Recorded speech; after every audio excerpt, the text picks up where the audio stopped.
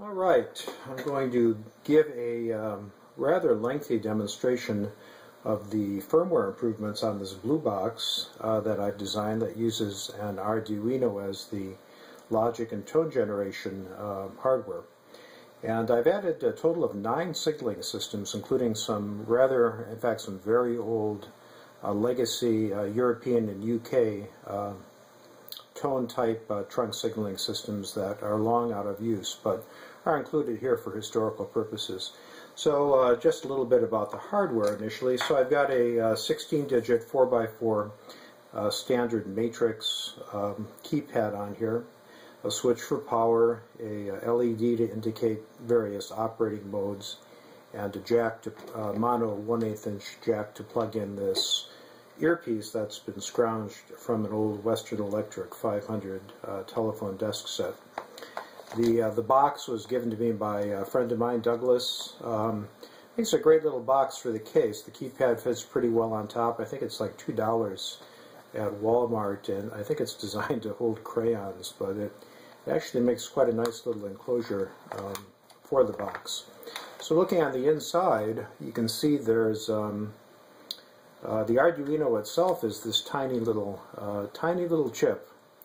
board rather, with an Admega chip on it.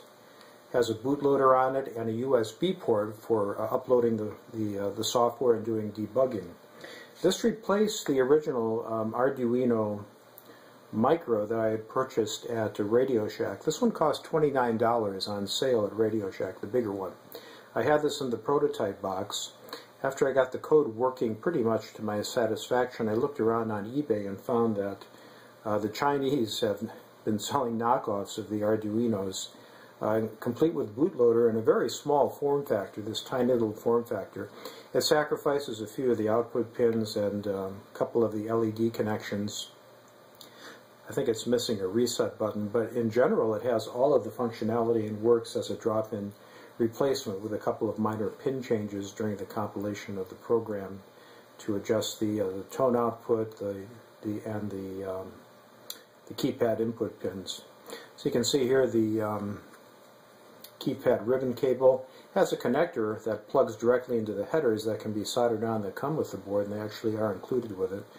There's 2 pins for the tone output for oscillator 1 and oscillator 2, which are combined through 2 resistors to control the volume and provide some isolation between the outputs. That goes into this 2.2 microfarad capacitor that provides AC coupling into the headphone jack here. This stops DC bias from appearing on the output, which can over time demagnetize your earphone or any headphone magnets that you have plugged in. So having a DC bias and driving a speaker or earphone with it long term is not a really good idea. Probably not of any practical importance here, but I did it just for some technical correctness.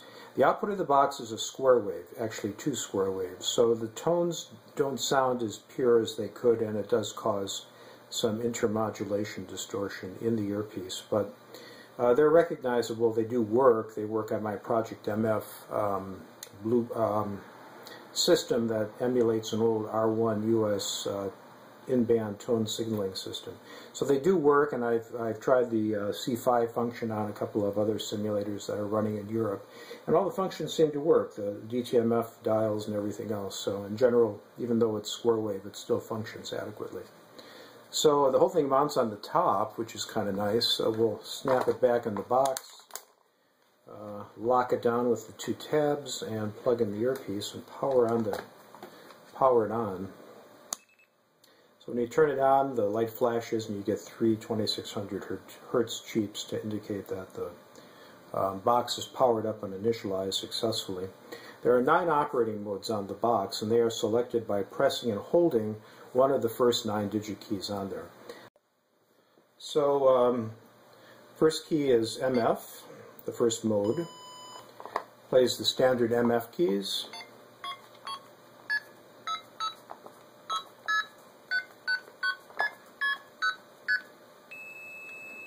The D plays the R1 2600 supervision and trunk seizure tone. Star is KP, pound is start. This is the 3 special codes, STP, ST2P, and ST3P. So There's three special start keys here that aren't too much used in the R1 system. They are used for some special operator functions in certain cases. So all the standard tones are played there. Switching to System 2, this is standard DTMF, and that also includes the fourth column A, B, C, and D Autovon codes. So those are all standard.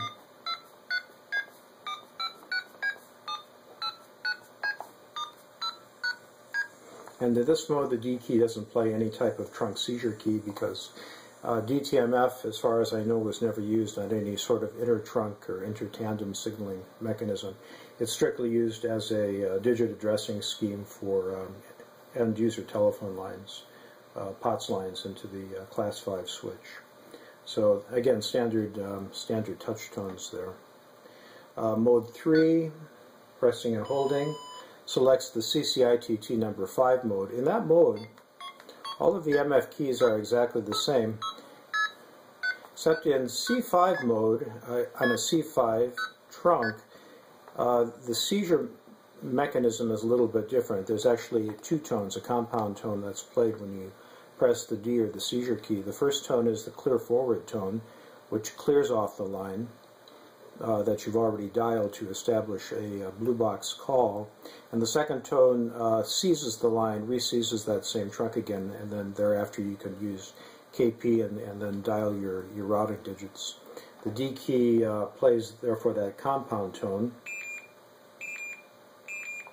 There's actually a 20 millisecond pause between those two components. The first tone would be the clear forward, the second being the trunk seizure tone. Again, we have KP1. KP1 was used for transit routing of a call. Transit routing means that the call is going to end up terminating on in the country of the location of the switch that you're boxing off of. So if you dialed into a country, cleared and then seized the trunk again and wanted to dial another number within that same country, you'd use the KP1 or the pound key. Now KP2 is the B key. KP2 was used for transit routing. That's if you wanted to route out of that country into another international destination. You would start out your dialing sequence by dialing with the B key or the KP2 key. A key is the code 12, so-called code 12 MF tone. Now code 12 is used to bring a specific operator on the line.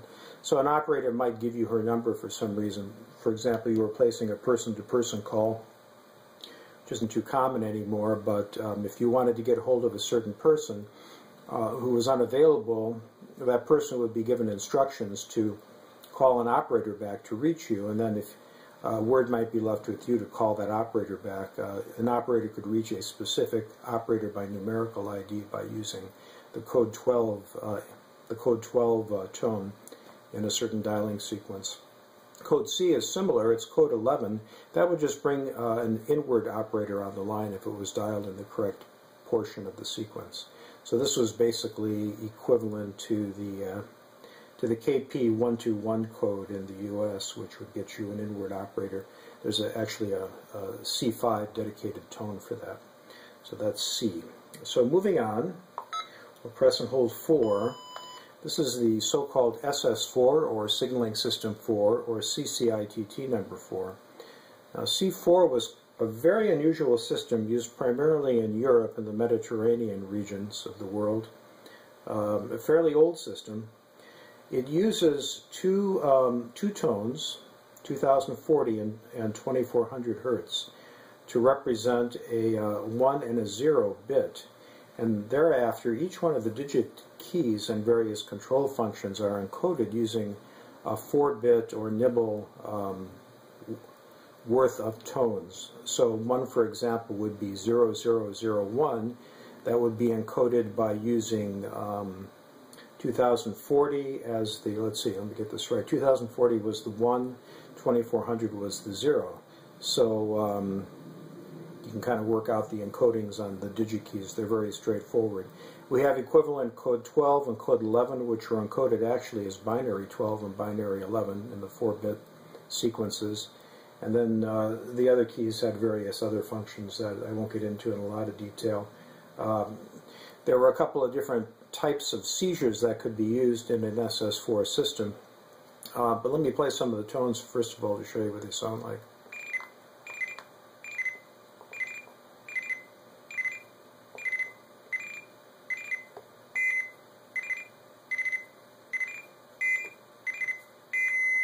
So some of those you can pretty clearly hear the 4 bits of the 2 tones being generated. Some of the others sound entirely different, like the seizure.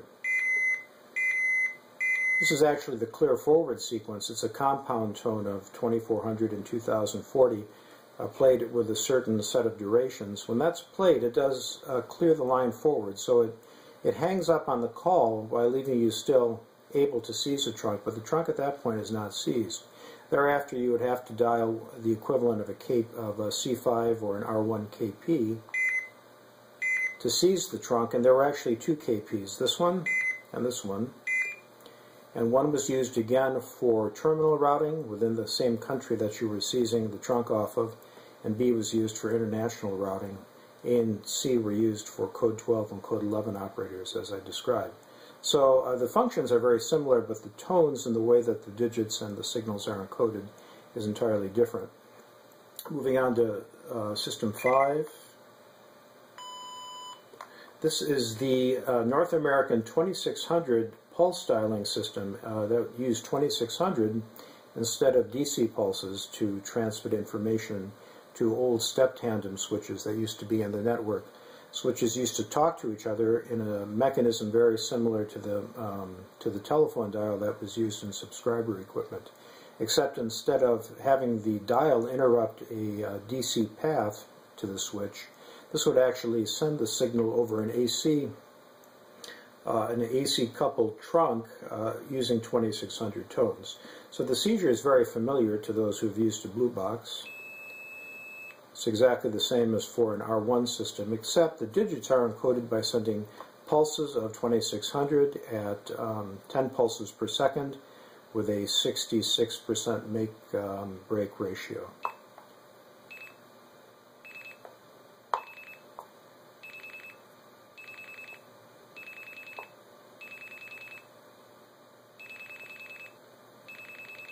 So 0 is 10 pulses, 1 pulse, 2 pulse, 3 pulses at the specified timing. And that could be held up to the phone and just coupled directly into the trunk. Joe Ingressia, the famous blind phone freak, used this exact same method. He could actually whistle those 2600 impulses directly into a phone, seize a trunk, and then just whistle the digits. He had precise enough timing and a good enough ear to hit the tone on frequency and to dial the pulses with enough accuracy to actually get a phone call to go through. So, and there's a couple of lines around that are run by private collectors that will actually still respond to that. I did try one out on the collectors network, the CNET network, just this morning, in fact. So it does work. All right, let's move on to system number 6 on the box. So we'll press and hold 6 to access that. In this mode, the only digits that are active are 1, 2, and 3. This is the so-called red box mode. Now, red boxing was a technique used on old Bell system payphones. And those old payphones communicated with a central office that would detect the amount of money you deposited into the phone and place the call or not place the call, depending on how much you had put in. Later on, the system became computerized, and it was known as ACTS, or ACTS. You could spoof the phone line by putting in 1 coin, typically a nickel, to keep your costs low, and thereafter, after the nickel was inserted, providing a DC path on the coin detect circuit, you could thereafter just press as many of these tones as you wanted to add up as much value for the call as you desired. Especially easy if there was no live operator on the line. That's the nickel tone. This is the dime and the quarter. 5 pulses of 2 tones played together, 1700 and 2200. Now these can be recorded into memory, we'll show later, so you can stack up as whatever denomination you'd like by just recording those into a memory location and playing them back. But in manual mode, it just plays a single coin of each of the 3 denominations. All right, let's move on to System 7. System 7 is kind of an interesting system.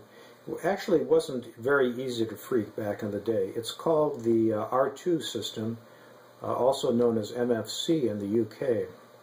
And R2 used an entirely, well actually it used two sets of signaling tones. They were dual tone.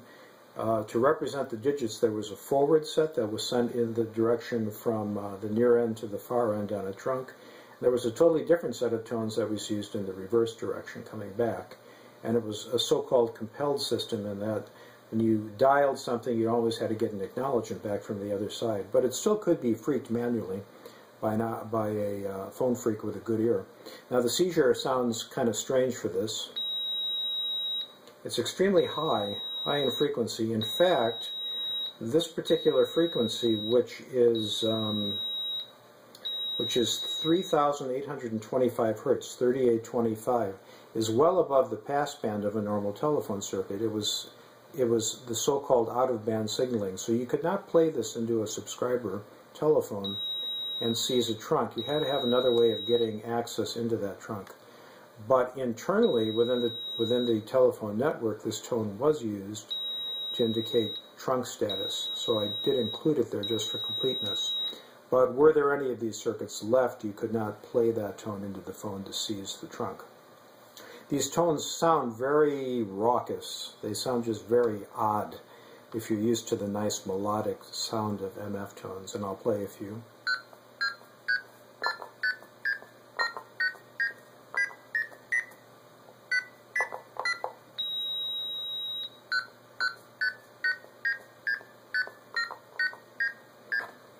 And there's similar code 12, code 11, trunk seizure, and KP functions, very similar to the C5 system, just with a different set of tones. Very odd sounding, but kind of interesting mode. Moving on to mode 8. This is the English AC1 telephone system. It's very similar to the 2600 dial pulse system, so I won't talk about it a great deal.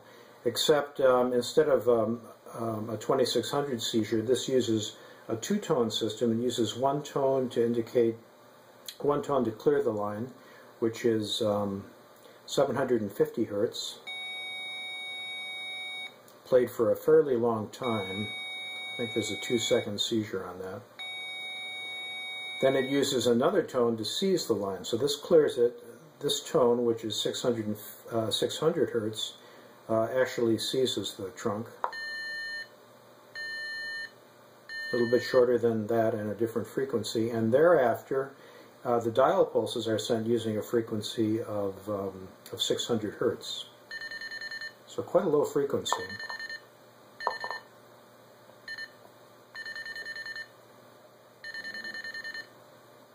Now the very last system, number 9, is again an English dial pulsing system called AC9, very similar to the American 2600 mechanism and the AC1 signaling, except it uses just a single tone instead of a pair of tones with a separate tone for supervision. It just uses one, 2280. So it uses 2280 hertz to indicate supervision and to transmit the pulse dialing. So we'll just listen to see how that sounds. Again, the seizure, 2280, and the clear forward, 2280, the long tone, and then the short for the trunk seizure, and the pulses.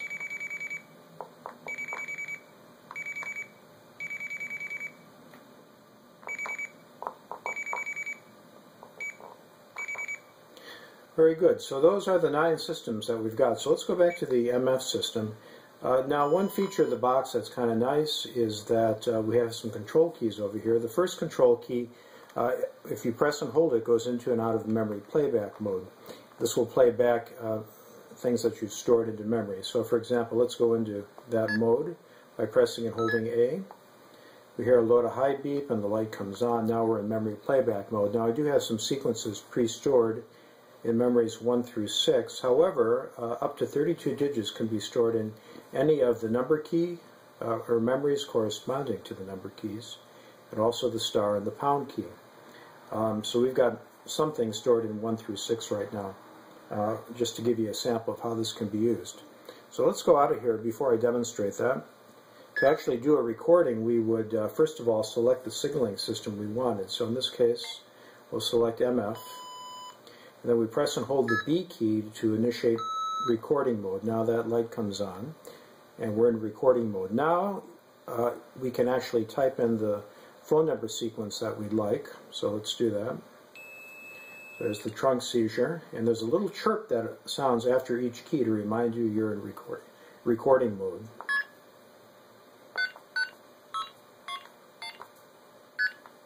And now, when we're done and happy with the digits that we've put in, we can press and hold one of the memory keys, one of these 12 keys. So let's store it into the memory corresponding to the asterisk or star key.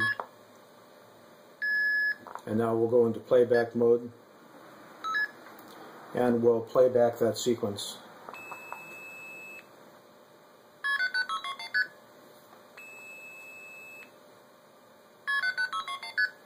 Now we have some other ones stored in the various tone modes, so let's just play those back quickly. MF.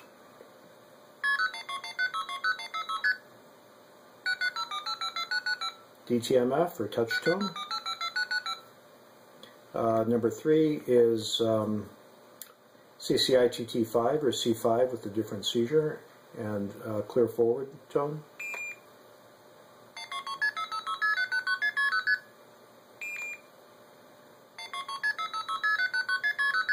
Four is the CCITT number 4, the one with the very musical 4-bit digit codes.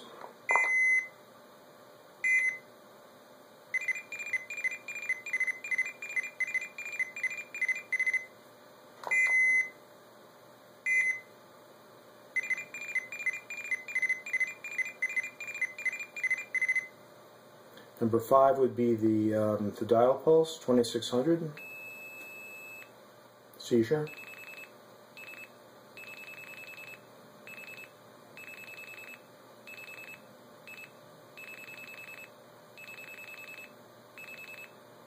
Memory 6, I have recorded some of the coin red box tones.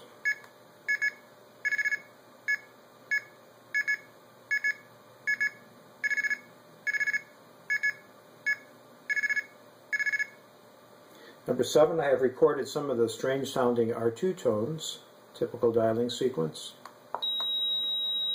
Seizure.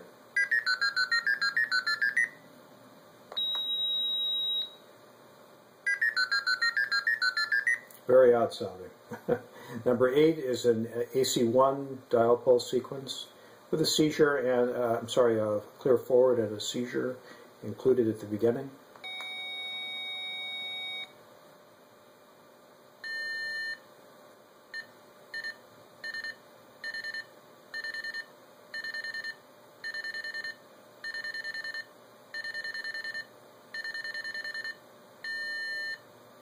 And finally, an AC9 dial pulse sequence, again a UK dial pulse system with the clear forward and the seizure at the beginning, and then the dial digits.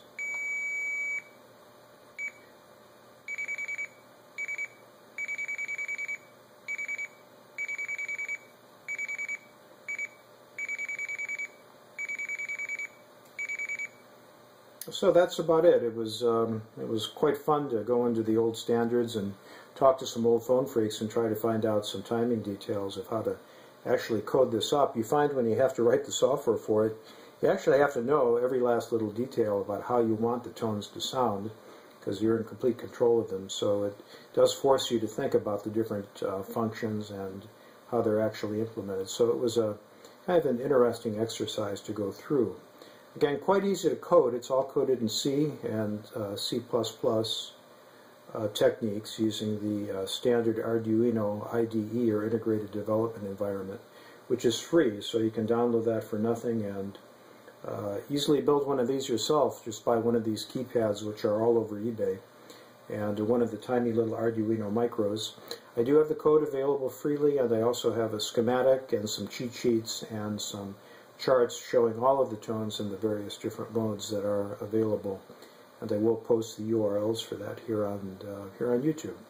So thanks for watching, and hope you enjoyed the rather detailed trip through historical phone phreaking signaling systems.